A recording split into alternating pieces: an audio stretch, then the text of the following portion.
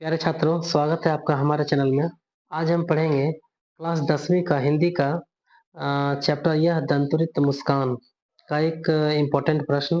ठीक है, तो ये जो दंतुरित मुस्कान कविता है, इसके कवि हैं नागार्जुन। ठीक है, तो इस का हम प्रश्न देखेंगे। आइए देखते हैं, प्रश्न पहले पढ़ लेते हैं हम।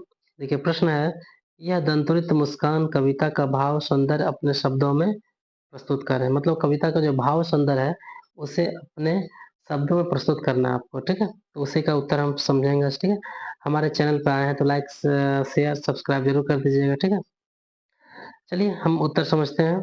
देखिए, प्रस्तुत कविता यह दंतुरित मुस्कान के कवि नागार्जुन द्वारा लिखी गई है। ठीक है, इस कविता में कवि ने एक बच्चे की मनोहारी रूप से किसी व्यक्ति के जीवन में होने वाले सकारात्मक प्रभाव का वर्णन किया है। मतलब ये जो कविता है ये नागार्जुन द्वारा लिखी गई है और इस कविता में कवि ने एक बच्चे की मनोहारी मुस्कान से किसी व्यक्ति के जीवन में मुस्कान से किसी व्यक्ति के जीवन में होने वाले जो पॉजिटिव सकारात्मक प्रभाव जो होते हैं उसका वर्णन किया। ठीक है, चलिए आगे देखते हैं।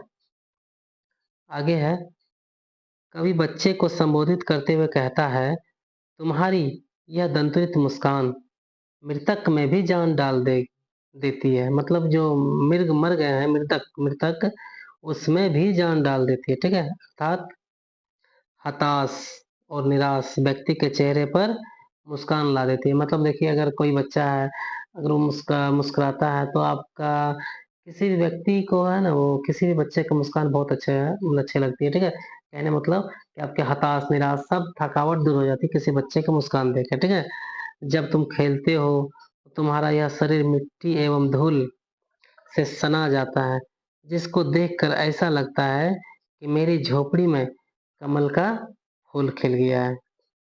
कोई भी व्यक्ति जब तुम्हारे संपर्क में आता है, भले ही वह क्रूर और कठोर हृदय क्यों ना हो, फिर भी तुमको देखकर उसका हृदय परिवर्तन हो जाता है। बच्चे की मुस्कान देख करके कठोर हृदय का व्यक्ति भी कोमल हो जाता है। ठीक है,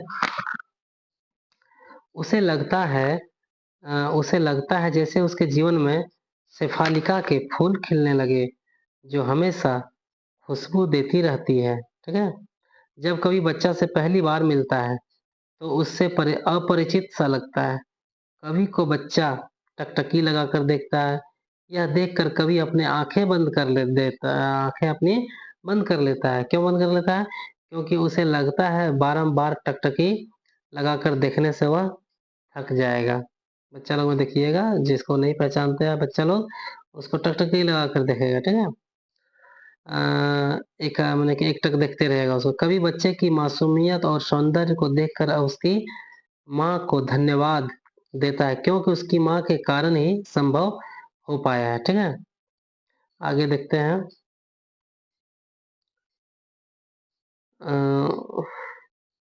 कहाँ थे? संभव हो पाया। ठीक है, कभी कहता है कि तुम भी धन्य हो, तुम्हारी माँ भी धन्य है। भले ही मैं चिर प्रवासी हूँ। मतलब मैं आपसे प्रवासी, मतलब होता है ना कि कहीं से आया हुआ है ना व्यक्ति, वो चिर प्रवासी हूँ, लेकिन फिर भी तुमसे जब भी तुमसे मिलता हूँ, मैं तुमसे चिर चिर प्रवासी हूँ, फिर भी जब तुमसे मिलता हूँ मुझे अपना जीवन सार्थक लगता है। मैं चिर प्रवासी एक अतिथि की तरह हूँ। मतलब मैं एक अतिथि की तरह हूँ। ठीक है, चिर प्रवासी हूँ लेकिन एक अतिथि की तरह हूँ। तुम्हें तुम्हारी माँ ही लालन पालन करती रही, लेकिन फिर भी जब मैं तुमको देखता हूँ तो मुझे मेरे होने का एहसास होता है। ठीक है, मुझे मुझे तुम्हारी छवि बहुत ही सुंदर लगती है। ठीक है, तो देखिए, कोई भी बच्चा जो होता है, छोटा सा बच्चा का मुस्कान जो है थके हारे मनुष्य के शरीर में ऊर्जा ला देती है। ठीक है, ये बोलते हैं कि तुम्हारी माँ ने तुम्हारा लालन पोषण किया, पालन किया है ना। मैं तो एक प्रवासी हूँ, अतिथि की तरह हूँ।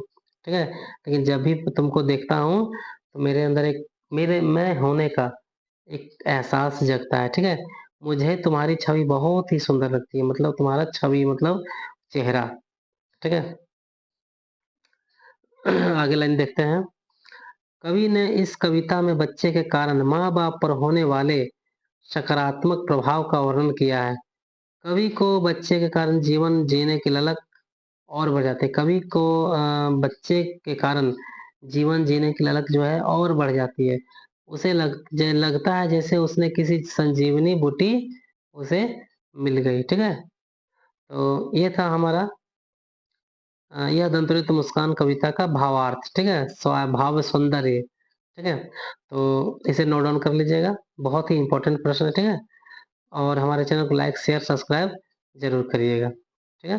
धन्यवाद।